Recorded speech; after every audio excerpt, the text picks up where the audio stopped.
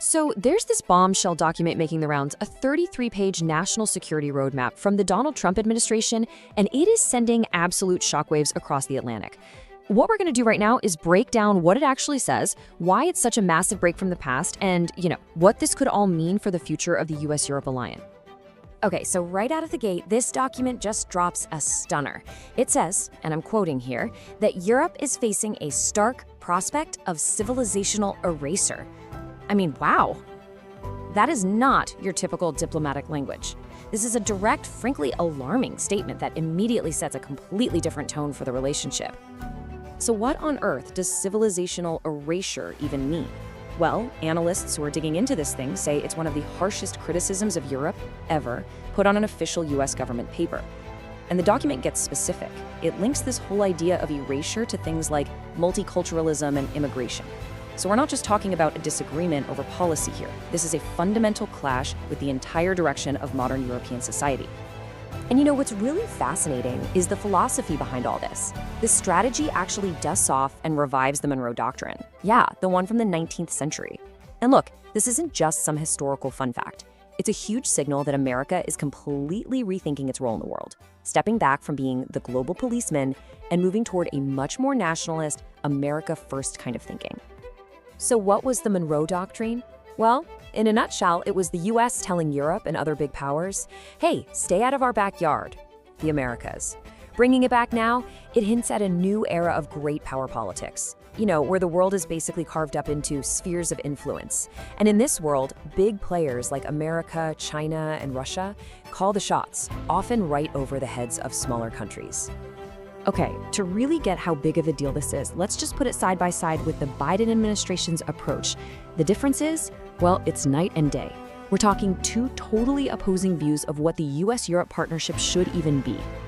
I mean, look at this. The contrast is just stark. The Biden team in 2022, they're talking about Europe as an equal, foundational partner to tackle global problems together.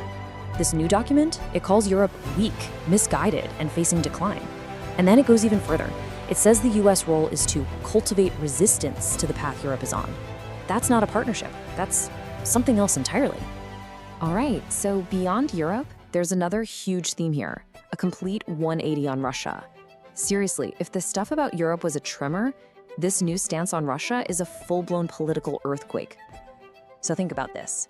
Not long after the full-scale invasion of Ukraine, the Biden strategy called Russia an existential threat. Makes sense, right?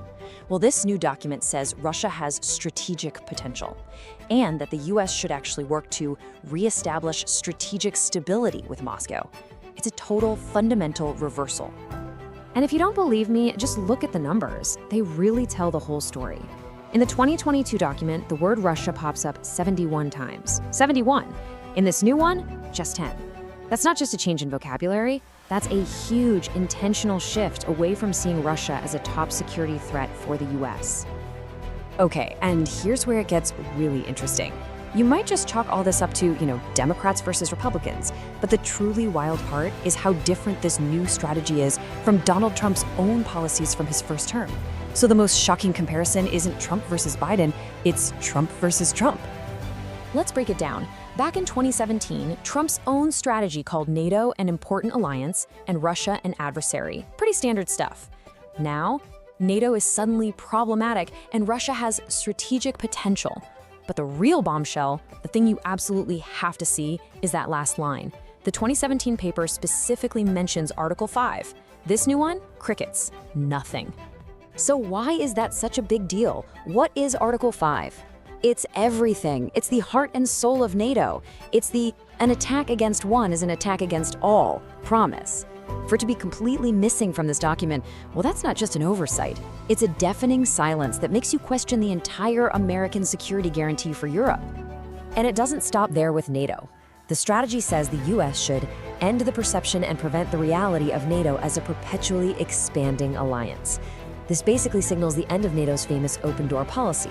And what analysts are pointing out is that phrase, expanding alliance, that is word for word the kind of language the Kremlin uses. So you've got a US strategy document adopting a Russian talking point about NATO.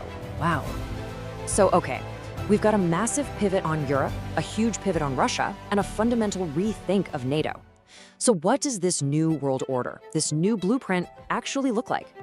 Well, the strategy lays out a very clear and very divisive path. It looks like the plan is to split Europe right down the middle. On one hand, it just slams Western European countries for things like multiculturalism, blaming it for that civilizational decline we talked about. But on the other hand, it praises Central and Eastern European nations, calling them healthy nations, and it wants to cozy up to them with weapons sales and political deals. The goal here seems pretty clear: to drive a wedge right through European unity. And what's the long-term fallout from an approach like this? Well, according to Galland and Neos, a former NATO deputy director, this isn't some temporary spat. Her words are that this strategy has driven a permanent wedge between European and US security, a wedge so deep that the alliance might never actually recover. So, faced with all of this, what's Europe supposed to do? Well, analysts over there are saying the continent has basically no choice but to go its own way. That means Europe has to take its own security into its own hands, believe in its own strength, and really stick together. And, crucially, it means developing its own peace plan for Ukraine, because it can't assume Washington will be there in the same way. And all of this leaves us with one final, really provocative question that comes right from this whole debate. This document doesn't just challenge the transatlantic alliance. It forces us to ask a much harder question. Is the alliance that we've known for the last 70 years just in a state of collapse? Or has it already collapsed?